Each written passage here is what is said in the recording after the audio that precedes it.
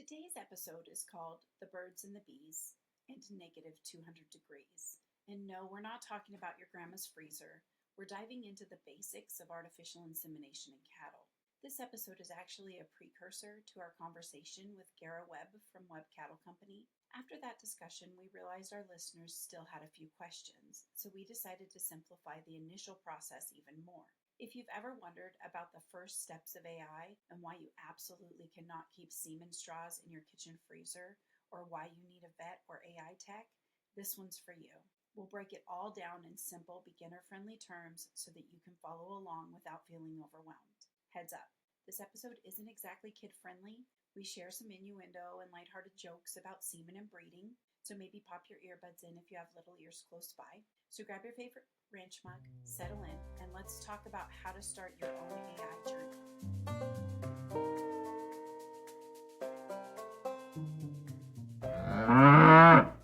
Hi, everybody, and welcome back to Little Hooves. Thanks again for joining us for another podcast episode. Today, my daughter Carly's joining me again. Welcome, Carly. Thank you for a really exciting topic. I want to take a minute just to ask everybody to pray for Becky and her family. They have a lot going on, and she has a family member that's not feeling very well. And so if you have a few extra prayers to send up on her behalf, I know she would appreciate that greatly. And she'll be back in the next episode, because we actually already recorded that episode and I'm in the process of editing it. But it's going to come out after this episode. Carly and I are recording, and it's actually very late. So bear with us if we're a little groggy and not very clear-headed on some of the stuff. We typically try to record in the mornings and just could not get everything together so that we'd be able to get this episode out in time. We had a lot of response and feedback from an episode we did a couple weeks ago with Gara Webb about artificial insemination and embryo transfers. I learned a lot. I found a lot of the information very useful, but I think we didn't get as basic on some of the things that we needed to. So we decided to just have a quick episode and talk a little bit more about semen, because it's such a fabulous topic. Really the best topic when you're doing this with your mom. Yeah. Really so daily good. Conversation. Great one for Becky to skip out on. It'll be entertaining. We're going to get down to the basics of, ordering semen and how the process works. So I'm not good at this at night. I'm so tired. Let me say, let the record show that I don't really know a whole lot about this. So I'm curious to see what you have to say on this topic. And I don't know, it might be kind of a good perspective to have, having somebody who doesn't really know anything about this. I agree. I think having you here, that you'll be able to be like, what? Or explain that better, or, whatever, because you haven't really been on that side of things with us on the AI process yet. I really want to be on that side with you, but I admire you forging forward in this endeavor. But that can be your part of the family business. Thanks. You get social media and I get semen. Thanks. Mm-hmm. Okay, so the first step when you think that you want to purchase semen so that you can artificially inseminate your cows, just so you know, moving forward, we will be referring to artificial insemination as AI, so that I don't have to say artificial insemination every time I need to say artificial insemination. AI is much easier. So we'll be saying AI. When you first decide, or you're thinking about AI in your cow, the very first step is you need to find a bull. You need to research, look around, find the bull that you want to breed your cows to. Once you've narrowed it down and you found the bull or a couple bulls, and you want to then reach out to the breeders of those bulls and find out what their process is. Some breeders require contracts, some don't. So just get the details from the breeder as to what they allow, don't allow. Don't some also do like minimum orders? Like you have to order a minimum of this many straws, or am I not? I feel like I've seen that. Yes, some breeders do require a minimum order. I have a little later on talking about some breeders offer discounts if you order a significant amount of straws. So that is correct. Okay. Some breeders do. So it's a good question to ask your breeder. So basic, learn everything you need to learn about the bull, learn everything you need to learn about the breeder, and if those are compatible with your breeding program, what's our next step? The next step, then, you order your semen. You will want to reach out to that breeder and talk to them. And this is something like we were just talking about, the amount of straws you can order. It is not common practice to order a straw, like one single straw. The success rate of AI is actually pretty low. There's so many factors that go into it, but the national average is 60% success rate. So you don't want to just order one straw and think, okay, that's it. My cow's going to get bred and we're good to go. Okay. If you're breeding one cow, I would suggest you order at least 2 straws so that way, if she doesn't take the first time, you can hit her that second time and hopefully, catch her and get her bred. Okay. Once you're ready to place the order, you're going to call the breeder and you're going to tell the breeder, okay, I want to order this many straws of this bull. And at that point, you typically pay your breeder, whatever it is what the straws are. So now if the straws are $50 a straw, the straws are $500 a straw, $1,000 a straw, whatever, you pay your breeder. And then they will give you the contact information for their storage facility. Sorry. Some breeders, there are a handful of breeders that are large enough they have their own storage facility, but most breeders store their semen at a location. It's usually like a sire service or something like that where they store the semen and then they ship it for that breeder to you. Okay. So you end up working with like a third party of sorts, typically. Correct. Okay. Yes. Once you've paid for your straws, the breeder will call the storage facility or sire service or whatever you want to call it, and they will have however many straws you purchased released. And then it is your responsibility to call and coordinate getting those straws shipped to whatever destination that is. And I assume shipping is not like flat rate box to your doorstep when you're dealing with something like semen. That is actually an excellent question, because I think that about 99% of people that purchase semen for the first time don't know that shipping is not included in those prices. Because you're using a third party, you have to pay that third party to ship the semen to you. That was a great question, because that is one of the biggest topics that people come back with is, oh, I didn't know I had to pay shipping. And it's not, like you said, it's not a flat $14.95, U.S. priority mail to get to you. Right. The thing now is semen has to be stored in a specific special tank. We call it a semen tank. I think the sciencey technical name is a cryogenic tank. It's late. I'm gonna struggle. I don't know. I feel like the semen tank is pretty creative. These tanks store the semen at negative 320 degrees. So they stay unbelievably cold. And that's Fahrenheit, because you'll see a lot of stuff where it'll say Fahrenheit or Celsius, but that's Fahrenheit. When we came up with our name for the podcast today, we named it The Birds and the Bees and negative 200 degrees. And the reason we did that is semen cannot go above negative 200 degrees. If that happens, then it compromises the efficacy of the semen. So it has to be stored in one of these tanks. And what you're saying is like, okay, I order semen from somebody. I want to avoid shipping costs. I can't just drive to the place with like my lunchbox cooler and put it in my lunchbox cooler and drive really fast home and hope that everything is okay. Like I need one of these special tanks.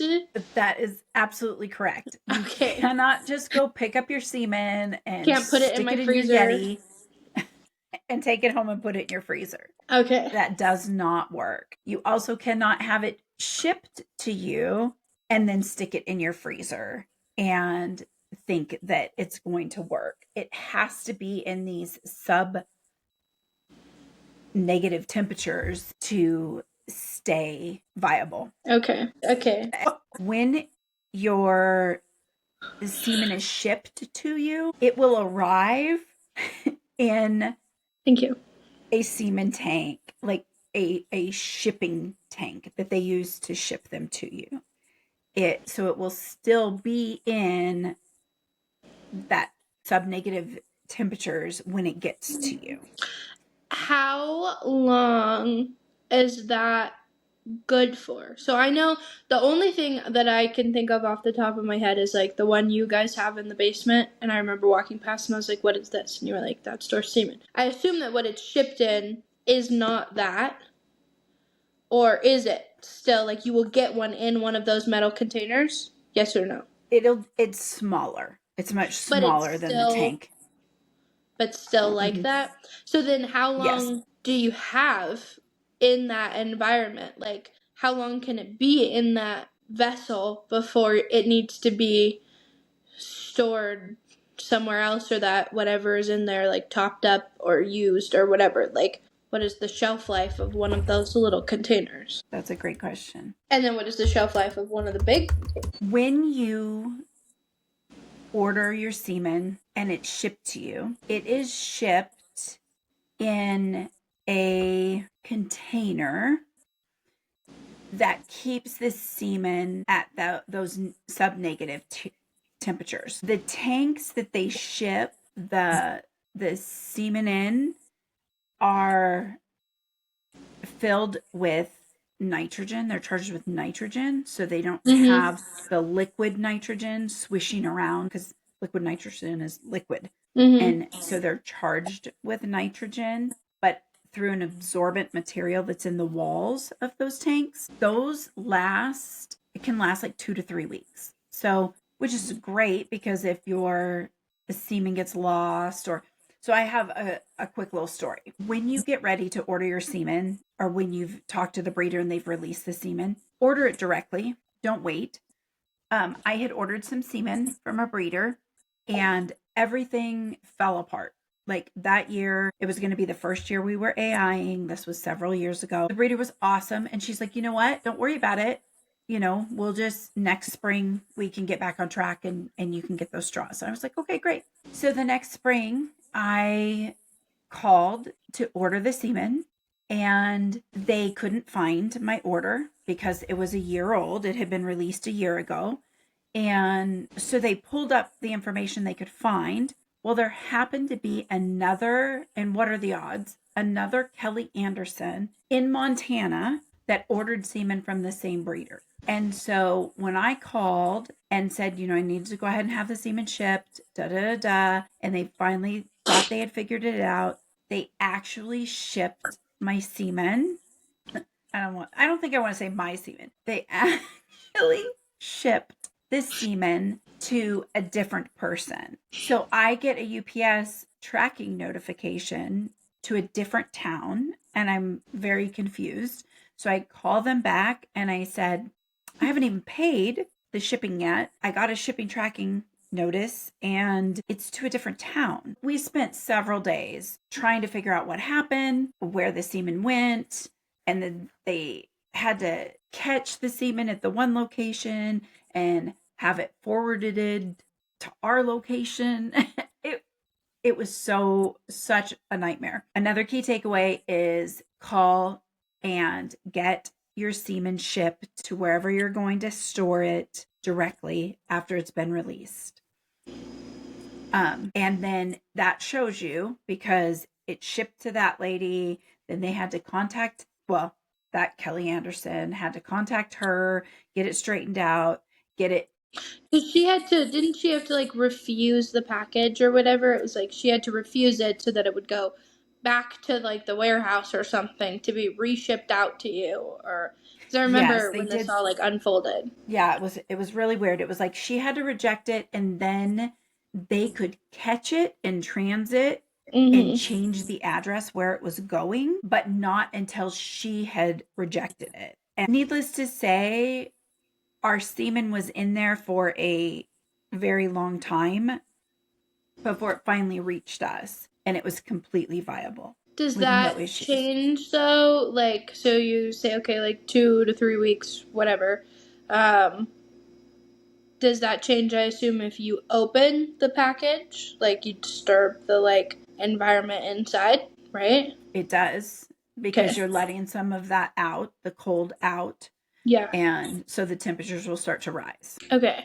So then if you, like, you guys have your own tank to store it in, how Mm-hmm. long is it good for in one of those tanks? Because it's bigger. So that depends on how. So like one of the things is you don't want to set your semen tank directly on the concrete. You want to set it on something that helps the nitrogen last longer. Um, our tank is rather large, so it's going to depend on the size of the tank and things like that. But typically, you have to fill your. Well, I'm going to just say, I don't know for other people. I know for us, we have to fill our tank every 45-ish days. Okay. I So I think that realistically, to be the simplest it can be for somebody, this isn't something you want to prepare well in advance. You kind of want to order it and be ready to use it sooner than later to be able to not have to go through the hassle of having a bigger tank or having to refill a bigger tank with nitrogen. You want to realistically you want to like plan when you're going to do it and then hopefully be able to order it like maybe a month in advance. so yes. So I want to backtrack just a little and say that some tanks, the newer tanks, are more efficient. We have an older tank, and I do think they last considerably longer. Um, and then I want to say, ultimately, if you have a handful of cows and you're AIing, you aren't going to store your own semen. It's not going to be cost effective for you to store your own semen. You're going to be better off storing it either at your local veterinarian, if that's the person that's going to be doing your AIing, or you're going to store it with your AI tech. And the AI tech then I assume would be the one responsible for then bringing it day of AI in a Correct. secure vessel. Okay, so that was my biggest issue is I'm like, not everybody has bigger cryogenic tanks. So if you get it in the mail and you're not realistically AIing yourself, it's got to go somewhere. But it only lasts in that package 2 to 3 weeks, and it's already been a week in shipping. But I didn't even think about the fact that people would be having people come out to AI their animals. Duh. Yes. So that's more than likely you're going to have it. Like we don't at this point have enough semen to store our own, even though we have a tank. Okay. So we just send it directly to our AI tech. So Okay. when I order semen, it goes to her, and then she brings it with her when we're AIing. So you get it shipped to your AI tech. Correct. That That's makes what we way do. more sense. Okay. And that's something that you need to know and talk through prior to ordering your semen. So you've decided you want an AI, you've talked to the breeder, you've picked out the bull, you've ordered your semen. Where's it going to go? Yeah, so really this step in between should be talk to your breeder, you pick your bull, then you have your AI tech or even maybe before all of that and then know that that's where it's going when you Yes, order it. Okay. right. Either find an AI tech or find your veterinarian, whoever you're going to use to do your AIing, because you are not going to AI your cows yourself if you're just starting out. there's a whole process to it. It's not just stick the straw in there and go. Yeah, that's like a squeeze it out, a squeezy tube. Cut it both ends and blow really hard. Okay. Hello. You have to have. You gotta stop saying stuff like that. You do have to have equipment. You need to get your mind out of the gutter. I was raised by you. Nice. So. Okay. You do have to return that container. When they ship, that container has to go back to the storage facility, the sire services, whatever you want to call it again. That has to be returned to them. Do they charge you if it isn't? Yes, they do. Okay. Mm-hmm. So, and our AI tech does all of that for us. We just tell her this is coming in, this is the bull. She puts all the information in, and then she gets it, she sends it back, and we're all good. I'm so sorry, everybody, that I keep going. One of the questions that came up, which I would never have thought of, is, well, why can't I just have it shipped the day I'm going to AI my cow? And it doesn't work like that. Theoretically, you could have everything timed just perfect and the semen get there and boom. But there's way too many variables in that. Yeah, that's crazy work to assume that everything would just work out perfectly like that. Because even if, even just regular Amazon packages don't ever show up when they're supposed to, and there's not 1,000 variables that go into that. So, to assume, this is going to show up on my doorstep, and my AI tech is going to be here, ready and waiting for it with me, and all of our cows are going to be where they need to be for us to... But that's crazy. That's wishful thinking. If you can do that, go ahead and share some tips, but... I don't... Yeah. That's not how it works for the Anderson family. No, it does not. If you're curious, you can look on the Facebook page.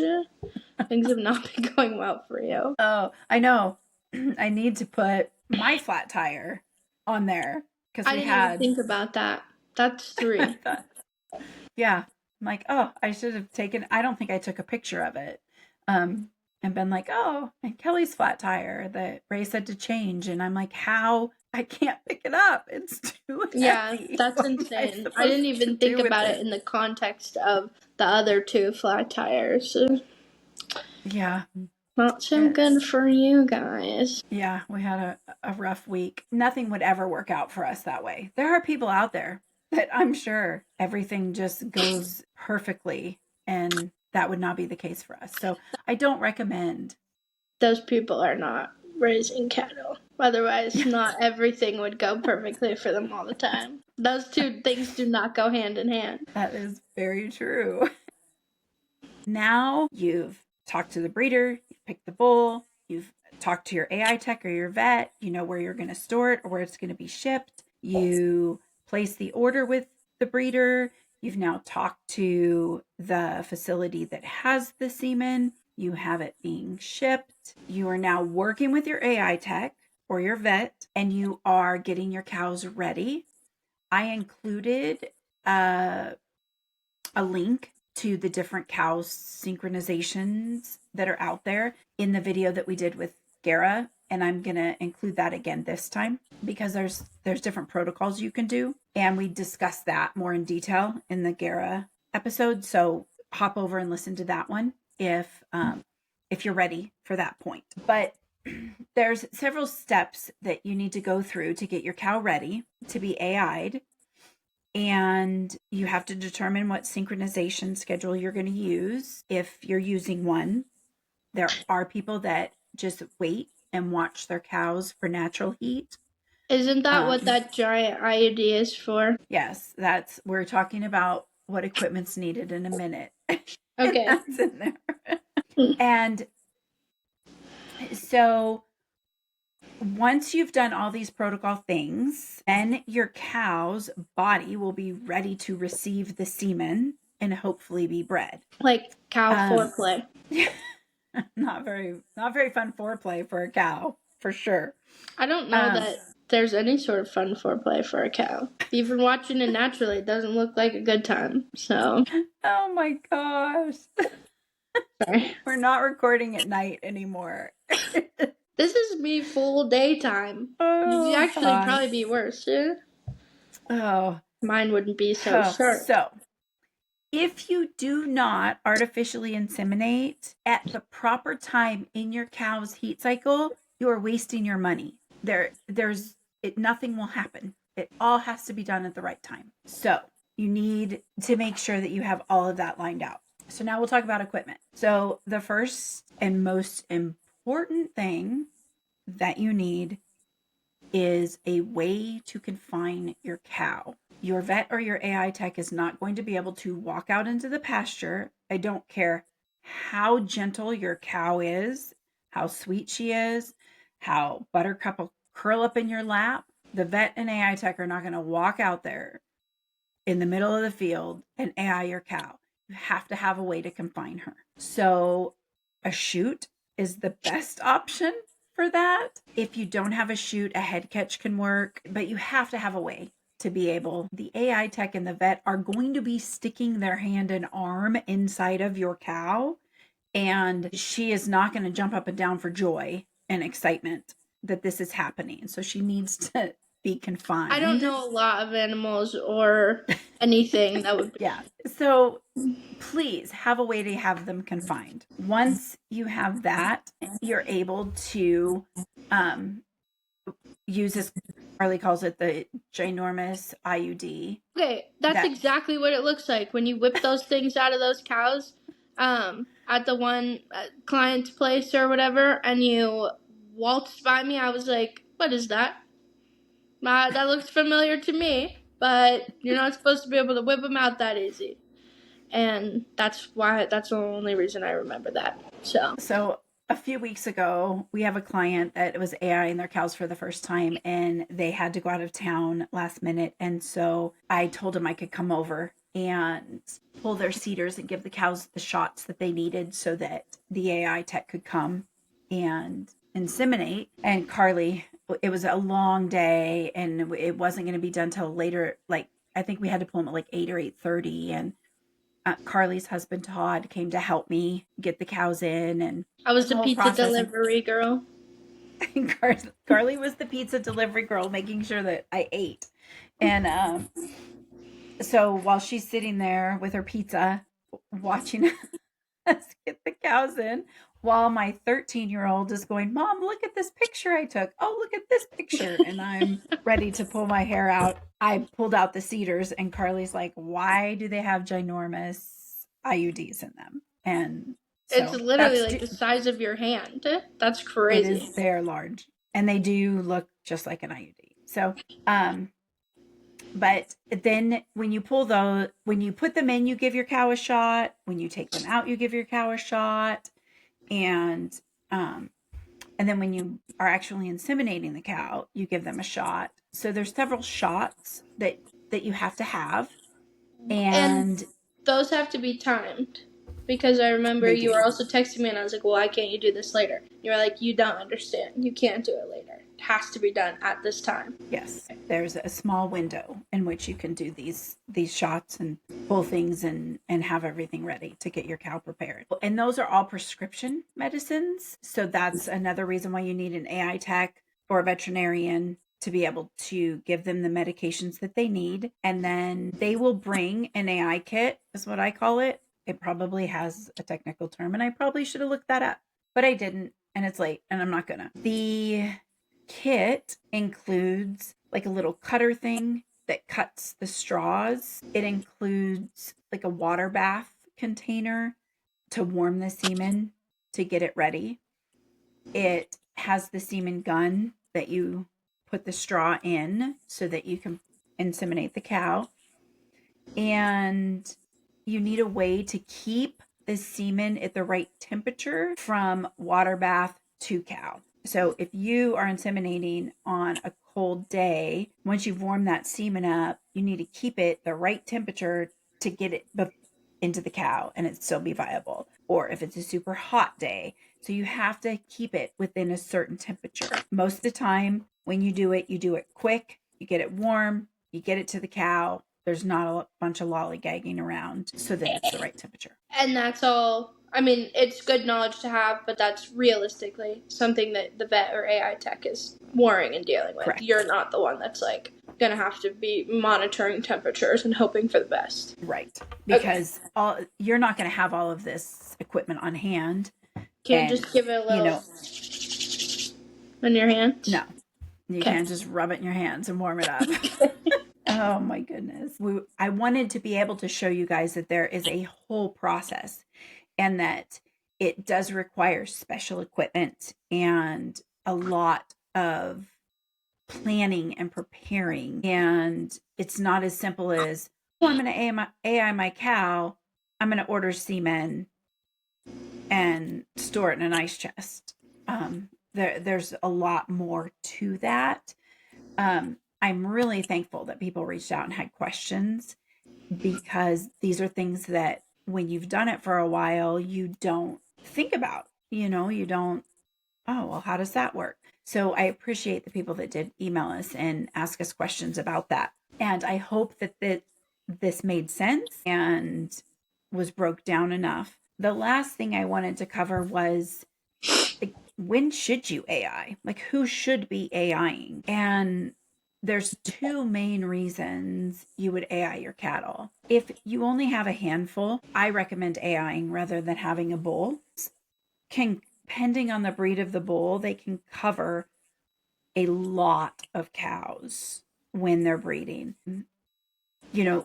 Like 20, 25 cows. So if you have 2 cows and you get a bull, that bull is going to be bored rather quickly. He's going to be like, okay, I want a real job. And can only hit it and quit it so many times.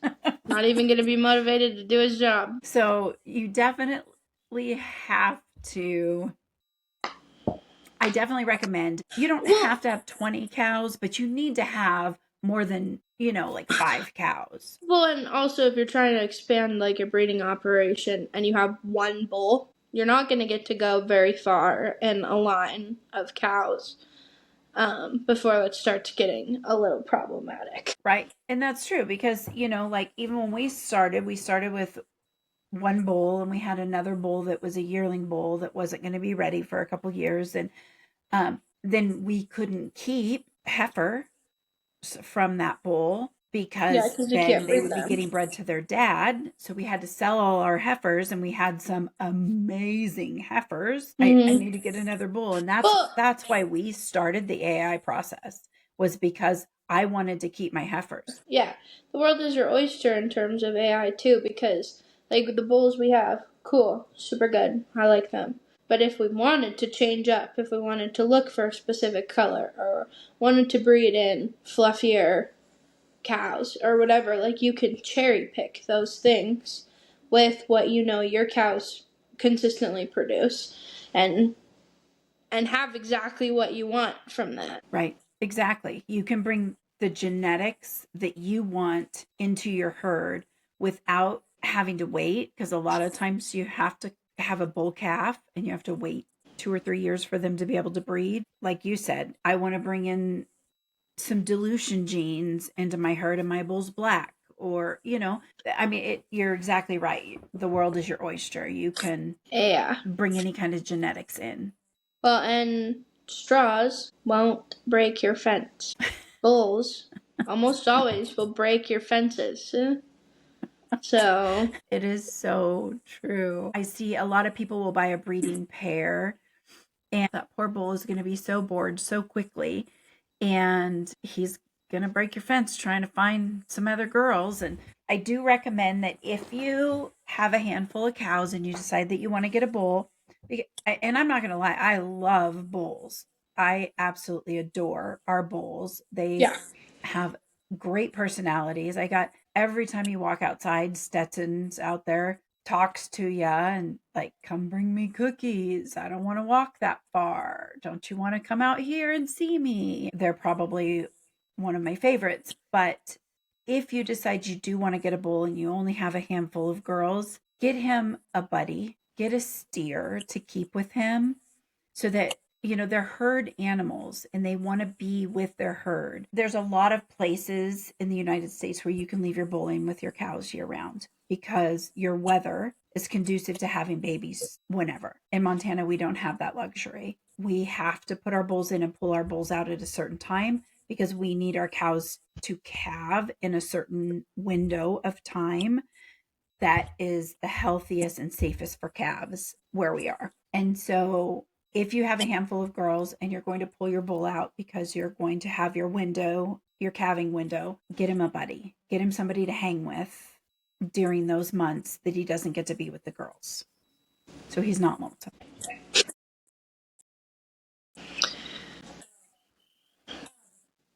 Hey, Carly, is there anything that you feel like we didn't cover or that made you have any more questions when we were talking about it? Not off the top of my head. I just think, just as a quick recap, like you said, you research breeder, research bull, get an AI tech or vet, then order the straws, get them shipped to ideally your AI tech or vet, and then set up a time for them to come out and AI. And that's the short of it, if you've made it this far. And the key takeaways are there is shipping costs associated with purchasing semen. You cannot store it in a lunchbox, cooler, or freezer. You have to have the equipment to confine your cow. You have to have the equipment to get the semen into the cow. And so that's it in a nutshell. Okay. This should have been an episode where I was allowed to take a shot for every innuendo because I feel like I did pretty good over here. There were a number of things you've said that I have wanted to lose it on. I tried very hard to not use words that would make you be like, oh, Mom. There's nothing you can say. You just said you tried very hard. And the way you said that, it was just, you can't. There's no way to win. And I don't know. This is just not the episode for me. How we've made it this far, I don't even know. I was really hoping the technical difficulties would prevail. Gracious. I am not even sure how I'm going to edit this podcast. This has got to probably be the only one where you have to put a rating on it because I don't even think it should be allowed to I get you're talking about biology, but it's not really a kid episode. You don't want to stumble on and be, Mom, what's semen? That's not me. It's got to have a warning regardless, so you might as well keep in all of the parts that at least make you laugh. We'll see how it goes when people listen to it. Oh, you never know what kind of email you're going to get. The non-customer servicey side of me wanted to come out, but I will go ahead and save that. I will bite my tongue. We're really lucky. We don't get many snowflake emails. No snowflakes, no Karens. But honestly, if you do, it's just not even your fault. That's the big takeaway. That it's not your fault if you have Karens in your life. They need to chill out. God puts them in our lives to remind us to be humble and kind. That is absolutely the truth. I don't know that you can say semen 700 times in a podcast and then finish on a note about God. I don't know that that's proper either. So I thought you were going to say you're not very good at that. With the look on your face, I'm like, don't say it. You said it, not me. So I am good unless it comes to my children. And then your children would rather you be good even when it comes to your children. I have sat there through a number of outbursts that I did not feel like I wanted to be a part of, but I had no choice because you decided to say something. I never wanted you to feel like your mom did not have your back 100%. I knew that with your mouth closed, that you had my back. I actually felt like you did not have my back, and you would actively talk to these people that could harm us because they were angry. That's not having my back. It makes me think at the time that Carson was at the birthday party and he wanted to go. He's like, I want to go. I'm ready to go. And I knew something was wrong. And I'm like, what's wrong? And he's like, I'm not telling you. And I was like, buddy, you needed when we leave. I'll tell you when we get, and we were at someone's house that had a really long driveway. And he's like, when we get to the end of their driveway, I'll tell you. Because he was so afraid I would say something because this little Yeah. kid was mean to him. And so he wouldn't tell me until we got out to the main road and out of the long And driveway because that's of that. honestly, I commend him for that. I don't even think I would have thought of that. And that is the best thing he could have done for himself and everybody else involved. So, To the little kid. no, but you probably would have said something to the parent. Parents don't parent these days. So then that parent probably would have been like, well, my kid would never say that. And then you wouldn't have been mean to the kid, but you surely would have been mean to the parent. Well, on that note, I hope everybody has a wonderful weekend. Thank you, Carly, for joining me again. Please pray for Becky and her family. And we will catch you guys next time. Thanks for having me. Anytime.